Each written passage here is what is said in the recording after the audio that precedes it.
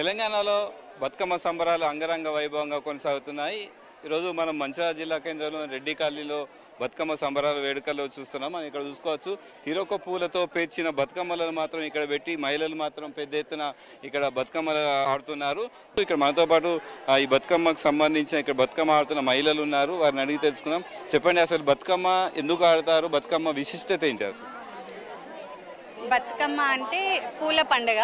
అంటే మేము ఇక్కడ 9 రోజులు అమ్మవారిని ఆరాధించుకుంటూ డైరీ యొక్క రూపంలో ఇక్కడ బతుకమ్మ ఆడతాము. రెడ్డి కాలనీలో చాలా విశేషమైంది. వాడందరూ కలిసికట్టుగా ఒకటే చోట మంచిర్యాల మొత్తంలోనే పెద్ద ఎత్తున మేము ఇక్కడ బతుకమ్మ సంబరాలు జరుపుకుంటాం అన్నట్టు. చాలా సంతోషంగా. ఓకే, మీరే పండుగ అసలు బతుకమ్మ గురించి రాగానే బతుకమ్మ పండుగ రాగానే మహిళలందరూ కొత్త వస్త్రాలు ధరిస్తారు. అసలు ఏంటి, ఎందుకు? అంటే ఇది ఒక ఆనందం అన్నట్టు. ఇక బతుకునిచ్చేది బతుకమ్మ పండుగ. ఇక ఆ బతుకమ్మనే మేము పూల పండుగలాగా కొలుచుకుంటాము. అన్ని రకాల పూలతోనే అమ్మవారిని కొలుస్తామన్నమాట. అందులో ఒక మంచి మీనింగ్ ఉంటుంది. ప్రతి పువ్వులో ఒక వైబ్రేషన్ ఉంటుంది అన్నమాట. ఆ పువ్వులతోనే మేము వరుసగా పేరుస్తుంటే మాకు ఉన్న ఆ యొక్క ఎలర్జీస్ కానీ అలాంటి ఏమున్నా కానీ ఈ పువ్వులతోనే మాకు అంతా క్లియర్ అయిపోతుంది అనమాట. మళ్ళీ 1 ఇయర్ దాకా ఈ బతుకమ్మ చేసుకునే అంతవరకు మాకు ఆరోగ్యంగా ఉంటుంది, సౌభాగ్యంగా ఉంటుంది. గౌరమ్మ తల్లి కదా, అలా మేము పూలతోనే మేము ఈ అమ్మవారిని కొలుచుకుంటూ రోజుకొక వాయినం లాగా అంటే ప్రసాదం చేస్తూ ఇక్కడ అందరూ మహిళలతోని ఆడుతూ పాడుతూ ఆరోగ్యంగా. ఇది ఒక రకంగా ఆట కూడా ఒక హెల్త్కి మంచిది, ఆరోగ్యానికి కూడా మంచిదని ఆ పూర్వకాలం నుండి ఇలా కొన్ని వందల సంవత్సరాల నుండి ఇది వస్తున్నది. మాకు వాళ్ళు అందించారు, మేము మా పిల్లలకు కూడా అందజేయడానికి అమెరికాలో ఉన్నా కానీ ఇలానే ఆడుకోవాలని చెప్తూ మా పిల్లలకు కూడా మేము ఈ యొక్క పండుగ సాంప్రదాయాన్ని అందజేస్తూ ఉంటాము. మేము ఆడతాము, పిల్లలు ఆడతారు, అందరం కలిసి ఇక్కడ కలిసి కట్టుగా ఆడతాము రెడ్డి కాలనీలో. మీరు చెప్పండి, అసలు బతుకమ్మ రాగానే మహిళలు కొత్త వస్త్రాలు ధరిస్తారు. ఏంటి అసలు ఆ కొత్త వస్త్రాలు ధరించడానికి ఎలా రెడీ అవుతారు? అసలు రెడీ అవ్వడం ఏముందండి, సాంప్రదాయకంగా రెడీ అవుతాము. బతుకమ్మ అంటేనే సాంప్రదాయకానికి ప్రతీక కదా. మన తెలంగాణలో కల్చరు అంటూ ఉంది అంటే అది బతుకమ్మ ద్వారానే. మనం వేరే దేశాలకు కూడా బతుకమ్మతోనే పరిచయం అయినాం, బతుకమ్మ ద్వారానే పరిచయం అయినాం. ఎప్పుడు ఒక 4-5 ఇయర్స్ 10 ఇయర్స్ బ్యాక్.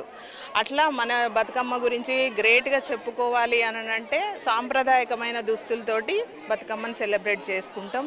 చాలా హ్యాపీగా, చాలా ప్రసాదాలతోని. నవరాత్రులు కూడా అమ్మవారికి భవానీ మాతకి చాలా గ్రాండ్గా పూజలు చేసుకుంటాం. చెప్పండి, బతుకమ్మ విశిష్టత ఏంటి? అందరికీ ఎంగిలి పూల బతుకమ్మ శుభాకాంక్షలు. మామూలుగా పేరులోనే ఉంది బతుకమ్మ అంటే. బతుకమ్మ అంటే బతుకు లేదా బతుకుని ఇచ్చేది ఎవరు? ప్రకృతి. తర్వాత ప్రకృతిలో పూసిన పూలు. మనకు ఒక సాంప్రదాయం ఏముందంటే దేవుణ్ణి పూలతో పూజిస్తాము. కానీ ఈ బతుకమ్మ యొక్క విశిష్టత ఏంటంటే పూలనే దేవుడిగా చేర్చి మనము పూలనే దేవతగా భావించి గౌరమ్మగా భావించి పూజిస్తామన్నమాట. ఇది విశిష్టత. ఈ పండుగ యొక్క విశిష్టత ఏంటంటే సాధారణంగా ఆడవాళ్ళందరికీ చాలా ఇష్టమైన పండగ. ఇప్పుడే కాదు, తరతరాల నుంచి కూడా మనం ఈ పండుగను జరుపుకుంటున్నాము. పూర్వకాలంలో మనం ఈ పండుగను జరుపుతున్నట్టుగా కూడా మనకు ఉదాహరణలు ఉన్నాయి. సంతోషించవలసిన విషయం ఏంటంటే ఈ ఆధునిక కాలంలో కూడా బతుకమ్మ యొక్క గొప్పతనం ఏమీ తరగలేదు, ఇంకా పెరిగింది.